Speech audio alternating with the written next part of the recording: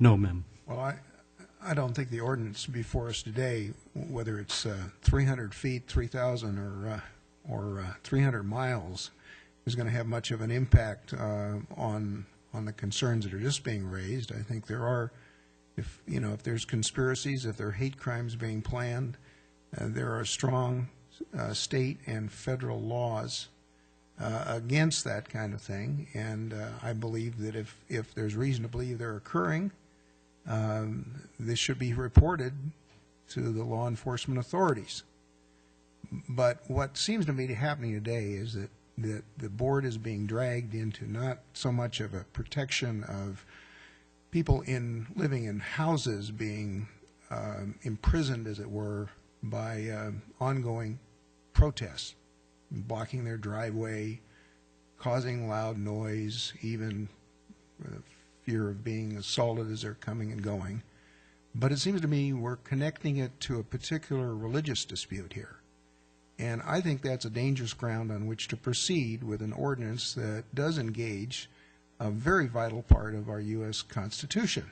That's number one. Number two, I don't quite see the need for it coming out of this one incident or this one location or a series of a couple or even 3 or 4 incidents at one location. If there were ongoing problems, if we couldn't enforce peace and safety and security around residences when we've had such protests, which have been very infrequent, but if we've not been able to do that, then I'd say, well, we need to take some stronger measures. And if so, what would they be? Well, first to me, they'd be to set some, it's like we have measures here. You can't have a giant sign hit somebody over the head or block viewers here in this audience, although you can bring signs in. Maybe you have to go to the back. You would have time and place, where you can't get off the sidewalk or what part of the sidewalk in front of the house. You couldn't block the driveway. You could only do it at certain hours.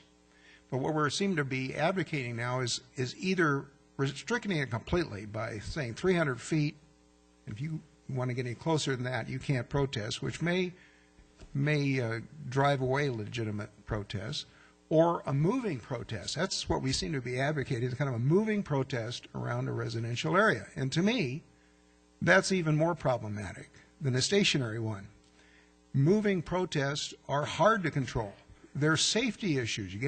Protesters get out in the street and block traffic, or they inevitably trespass, get on people's front lawns, trample things. You're likely to have even more problems with surrounding residential and property owners and with public safety in general with a moving protest than you are with a stationary one. And I just, consult with our sheriff first before you consult with people who are experienced in dealing with protests first, and I think they'll tell you that. And I know before there's moving protests here in the downtown area, which we've had some, there's fairly extensive preparation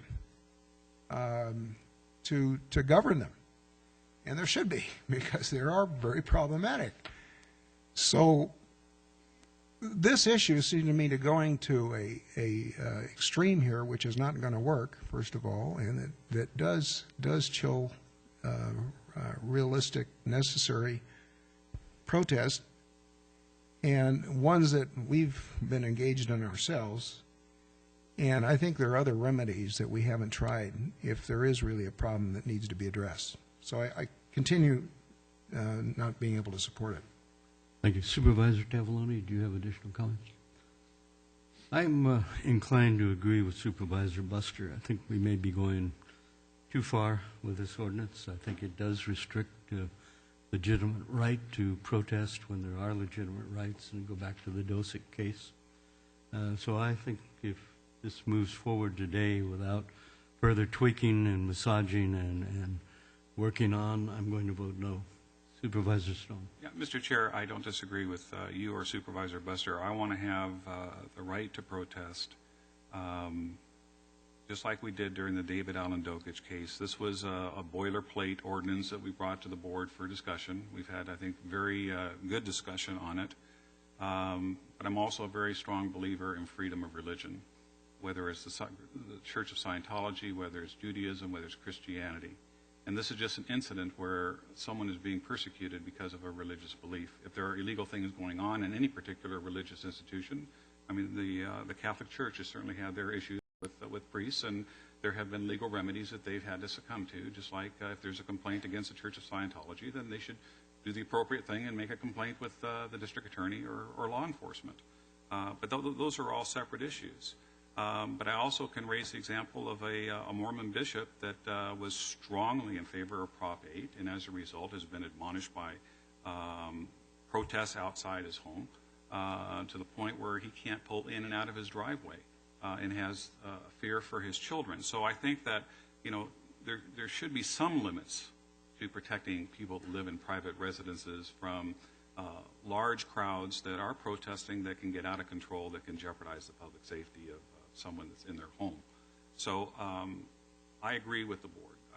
I don't agree that we should abandon it completely. I think we should tweak it, work with the sheriff, come up with something that allows for the right to protest, which I firmly believe in, but also will protect the privacy and safety of those that are being protested against from any type of violent activity, and limiting their ingress and egress out of their dwelling.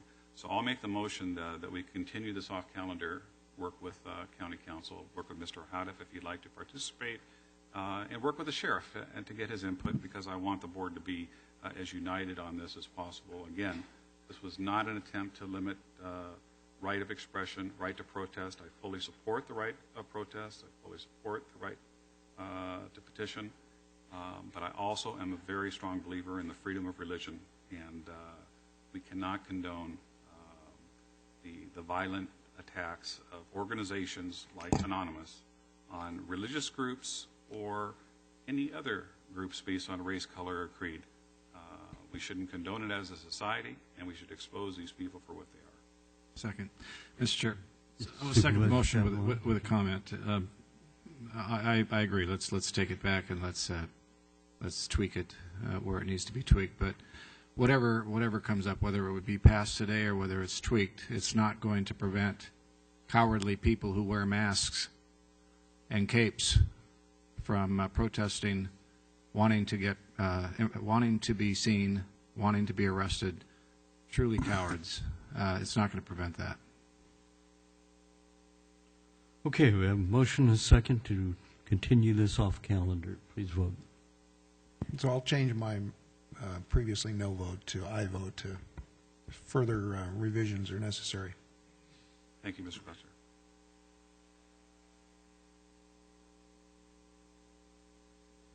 We see the results. That continuance is past 5-0.